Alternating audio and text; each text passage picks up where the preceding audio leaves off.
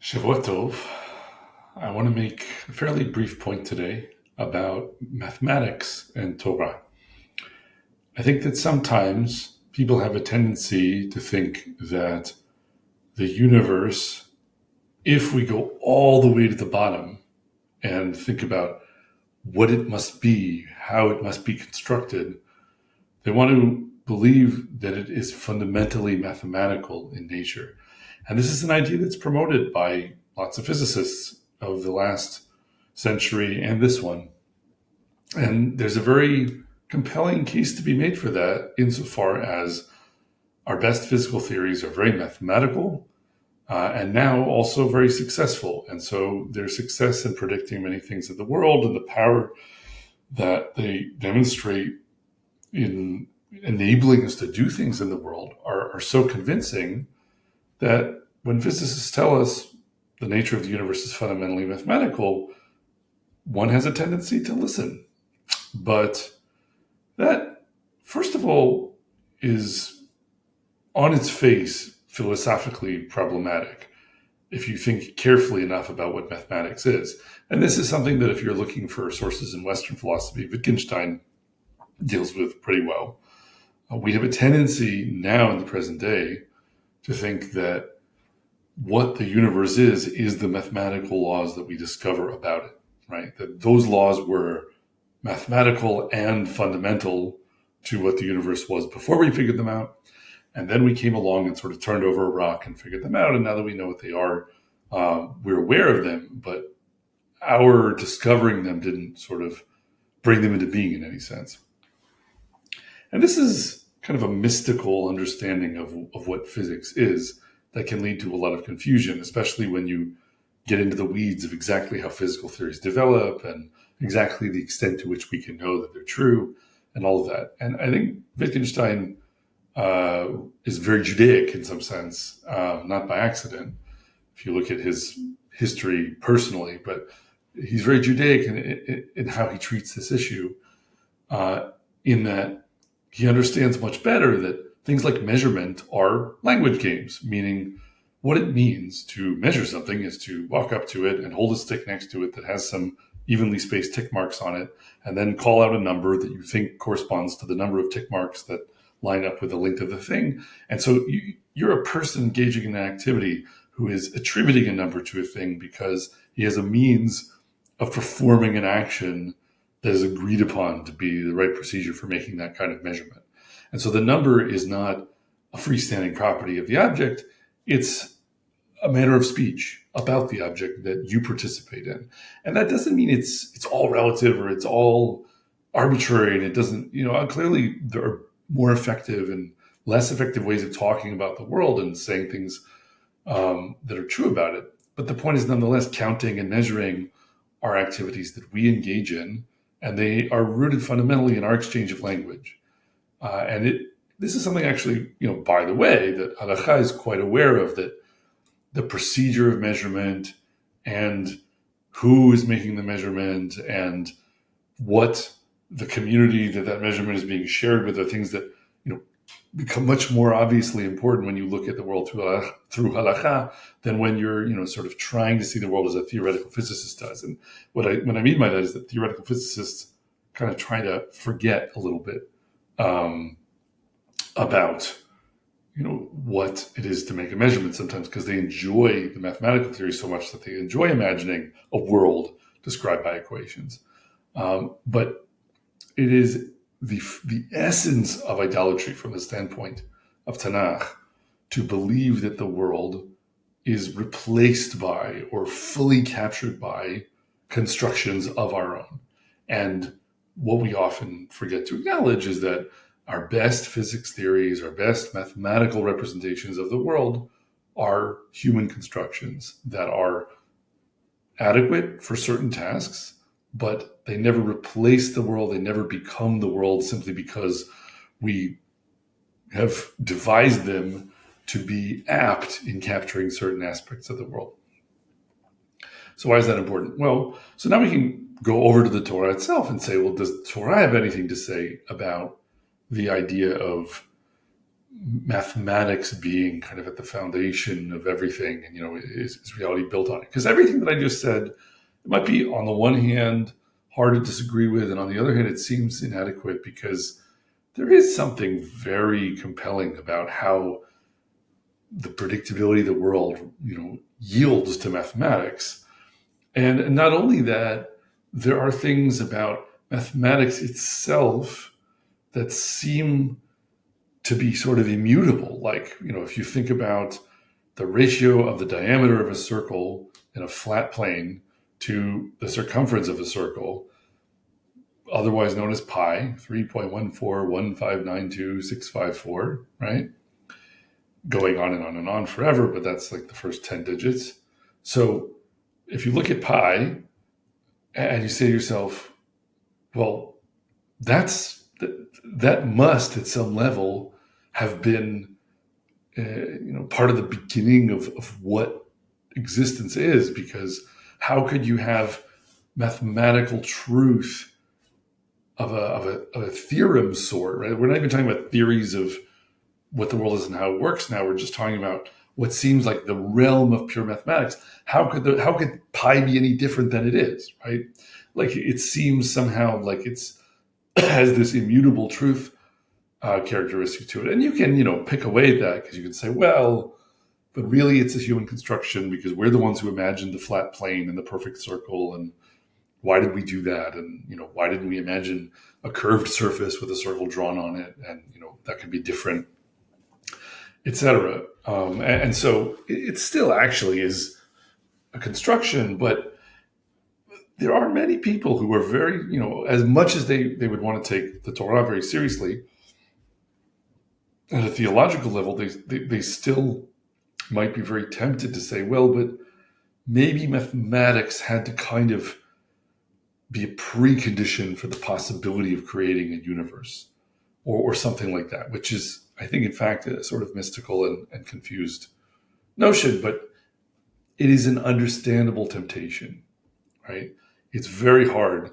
In fact, I should say, earlier in life, I used to think to myself,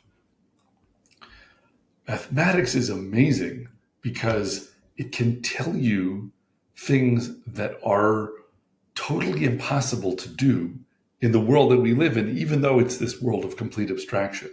And I was thinking about Fermat's last theorem, right? Which is that you can't find one consequence of Fermat's last theorem is that you can't find two integers, two whole numbers, where you sum their cubes together, or non-trivial whole numbers. But so when you sum the cubes together, and you get the cube of another whole number or natural number, like we're talking about positive integers, basically, right?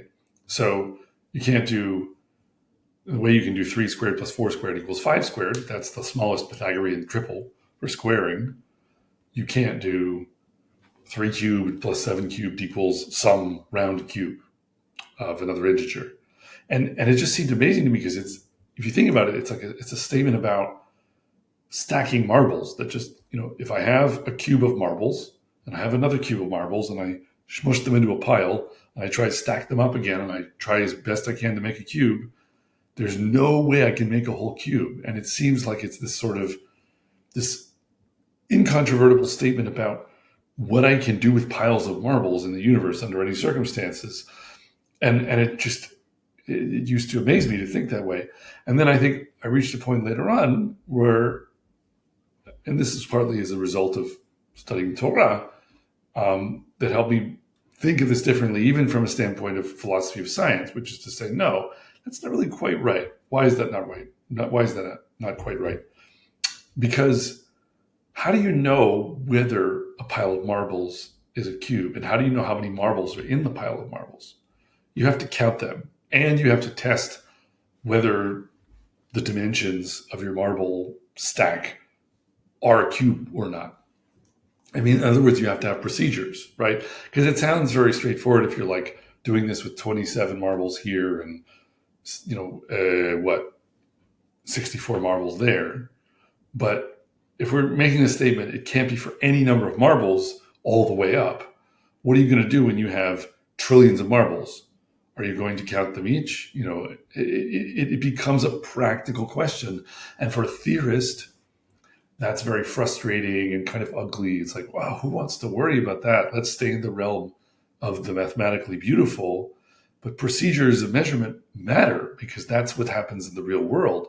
And the point is that, practically speaking, saying that Fermat's last theorem is true, even if it were only approximately true, it's not clear what difference that would make if the point is just that very, very big piles of marbles, with trillions of marbles in them, you're not going to find something that up to a certain precision is a cube, or up to a certain precision has a certain number of marbles in it. That's less exciting, right? That doesn't sound so staggering. And so I think the point is that in reality, we always have to have procedures, and our mathematical theorems stay in the realm of mathematics, and they don't have binding implications for what can happen in this world, other than to the degree that we use mathematics to approximate the world that we encounter, or we try to kind of shape the world that we encounter to make some approximation of the mathematical ideals that we develop. So all of that is still kind of operating at a pretty abstract level. But I think we can then say, okay, so what is the Torah's answer to this? How does the Torah deal with the question of, is the whole universe built on mathematics? Is mathematics the foundation? Is it the floor on which everything else stands? And what's interesting is I think when the Torah deals with this in narrative, it wants to acknowledge that there is some validity to the temptation to make this kind of statement, but then immediately to complicate it.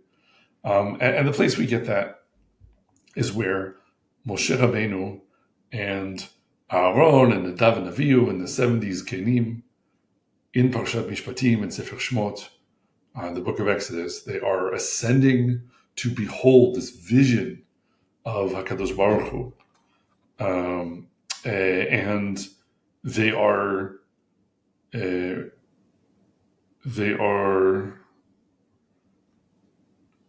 doing this at the time when the Torah is being given at Sinai. So I'm just bringing up the source.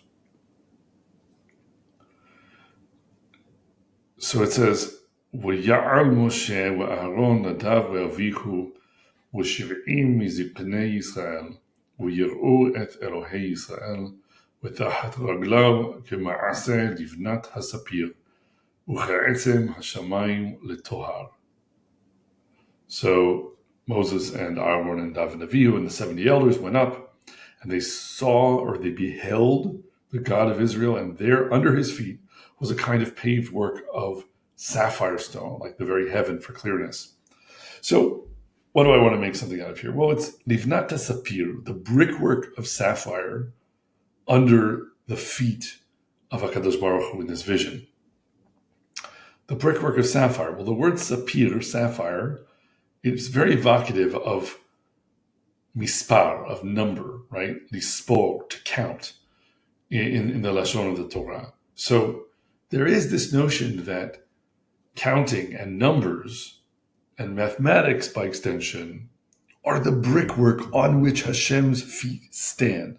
Like, of course, the Torah would never say mathematics is above Hashem, or that Hashem comes from mathematics, or somehow only can work within the framework of mathematics. But it is trying to maybe acknowledge the idea that right as you get to like the bottom of Hashem's feet, the brickwork under his feet, that's mathematics. That there's something about kind of, if you reach the heavenly perspective, and you're in this world of ideals and just reaching the floor that Hashem's feet are touching, then there's something maybe that evokes mathematics. Like, you need mathematics to describe the world. It's the brickwork on which everything is founded. And yet, the word sapir also evokes equally sipor, or lesaper, in other words, to tell, or a telling, a story. And of course, the Torah takes that view as well, right? That in order to express the truth about things, you need to be able to tell stories about them. And stories are not the same thing as equations, right? Mathematics is not storytelling. And I think the Torah certainly would, by example, demonstrate, but also, if you're trying to kind of summarize some kind of ideological message, it would be that part of what's true is that you have to use more than one story about the world to tell the whole truth about it. Like even two different stories that seem to conflict in order to capture the whole truth. And so at one level, we reject, narrow mathematical idealism. Like if, theoretical physicist is saying, oh yeah, everything else is an illusion, the whole world is just mathematics. This is actually, kind of a mystical form of snake oil salesmanship where it's sweeping a lot philosophically under the rug. Mathematics is useful, mathematics is powerful. There is something about the world that yields to mathematics so well that it makes mathematics something that comes up in this kind of evocation from the Livanta Sapir, from the sapphire brickwork. And yet, if you simply leave it at that and you say, yep, that's all there is, everything else is an illusion, you're really ignoring a whole lot of the truth according to the Torah, and according, I think, to someone who's just being careful about philosophy of science and understands that really mathematics is a set of constructions we generate in order to try to summarize our understanding of what we find predictable about the world, rather than it being the case somehow that the world imposes mathematics on us because it is purely and perfectly mathematical, and all the sort of non-mathematizability of it is the illusion from which we have to, lift the veil. That ultimately is an unjustified mystical belief that maybe some physicists get drawn into, but it doesn't make it more compelling for that. So, all of that is nice, but I think there's like a fun way of even finishing this up, which is to say, if the Torah is going to reject the notion that mathematics has a fundamental, foundational contribution to make to reality, if in other words it wants to very much tell you mathematics somehow comes after Hashem's creation, or in the process of Hashem's creation, and instead of it being kind of like the source of it, or the laws by which it must be generated. It is tempting to think that maybe the Torah would try to show you that with Gematria somehow, right? Because Gematria is the mathematics of the letters of the Torah. This is a tradition we have from the sages about how to turn the letters of the Hebrew alphabet into numbers. And if you do that, maybe it wouldn't be so surprising if the Torah has a little kind of succinct way of trying to make the point to you that you shouldn't get caught up in the idea that everything is mathematics. And so I think that there's a hint that you can find that expands out into something slightly bigger that's just a little bit remarkable and fun as a result. So first of all, just consider the first two words of the Torah. Bereshit, bara. Okay, so it's because the pasuk, is Bereshit bara Elohim et hashamayim ve'et haaretz. In the beginning, or in the first yield of creation, Hashem created the heavens and the earth, right? Bereshit bara is interesting because the first three letters of Bereshit are Bet Resh Aleph, and then the word bara afterwards is Bet Resh Aleph. So really it's bara, and then Shin Yud Taf, and then bara. So there's a bara on one side and a bara on the other side, and in the middle is Shin Yud Taf. And there are different things you can make out of that. The one I want to focus on right now is Shin Yud Taf as numbers, right? So Shin is 300, Yud is 10, Taf is 400. So Shin, Yud, Taf, there's a sense of a 3 from the Shin, because it's 300. There's a sense of a 1 from the Yud, because it's 10. And there's a sense of a 4 from the Taf, because it's 400. Shin, Yud, Taf is 314 in that view. Okay? So 314 could be a coincidence. It happens to remind one of pi, right? Of 3.141592654 going on and on. Because it's the first 3 digits, 3.14. And you could leave it there and just say, okay, but that could be a complete coincidence. Although it is a little bit interesting, it's sandwiched in between 2 different versions of bara. But someone might say also, oh, well, with Gematria, you're supposed to add the letters together, right? You're supposed to add Shin to Yud to Taf, so you would get 710. And that's not what we're doing here. So why are you doing that? Why are you saying Shin is 3 and Yud is 1 and Taf is 4? I'll say as an aside, if you go on, if this provokes your interest a little bit, then you say, okay, so if it were the case that the digits of pi were actually there, at creation at some level, the Torah is trying to show us that. Can we see anything else that kind of lines up with that? Well, it so happens there's another name of HaKadosh Baruch Hu, Shin Dalet Yud, that adds to 314. So there is a name of Hashem that also is a 314. And then there's also the extension of that, Aleph Lamed Shin Dalet Yud, which is 345 when you add it all together. So that's interesting because that's the smallest Pythagorean triple, and it's also a sequence of integers, 3, 4, 5. So there is this sense of, you like mathematics, especially the mathematics of the ancient Greeks, maybe. It's like, okay, here's pi, and here's the Pythagorean triple. And it so happens that these are, by Gematria related to names of HaKadosh Baruch Hu. So there's this thing lurking in the background of, the Torah knows that you are looking for mathematics as the explanation of creation. And it doesn't say that mathematics is the explanation of creation anywhere. And as we already alluded, it sort of hints that it's a tempting idea, but it's really more complicated. But it is still kind of tweaking your nose in the space of Gematria a bit and saying, okay, maybe there is something to this idea, like going back to what we raised before with pi, that pi is, it stands for this sense that mathematics seems to be, it's impossible to imagine how it could be different, meaning how could Hashem create a universe where in a flat plane, the circumference of a circle wasn't pi?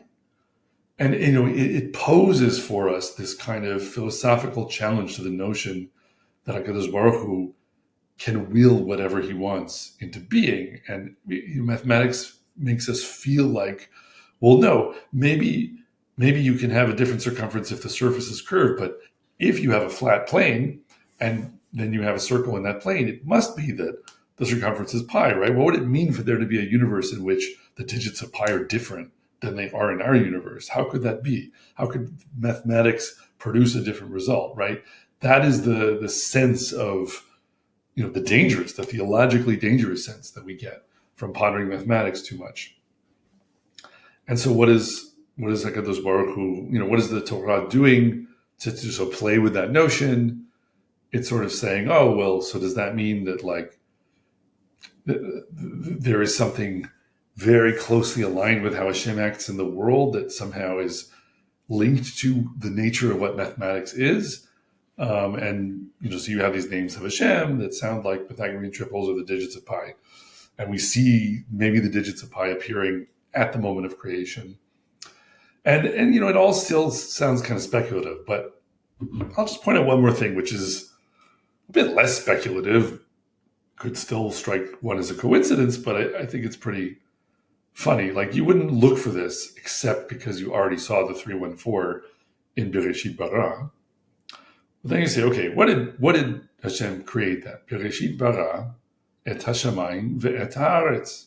Okay, so Hashem created hashamayim ve'haaretz. Hashamayim ve'haaretz, and it ends in the 7 days of creation. It's vayichuru hashamayim ve'haaretz, right? And when he finished the heavens and the earth. But now you say, all right, what is Hashemayim V'Haaretz with the same methodology where we got 314 in the Shin Yud Taf? So Hashemayim, that's going to be 5, 3, 4, 1, 4.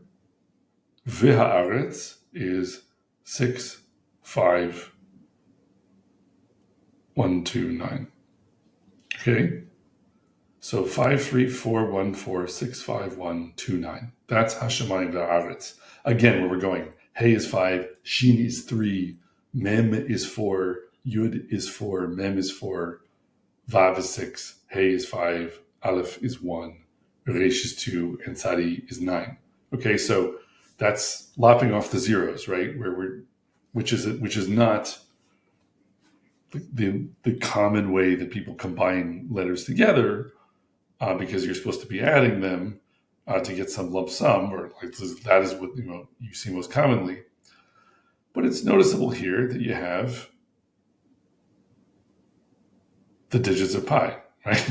That's not something that maybe leaps out at you, but it starts to think, oh, I have 1 3, and I have 2 4s, but when you start jumbling it around, it's really like 3, 1 4, 1 5 9 2 6 5 4.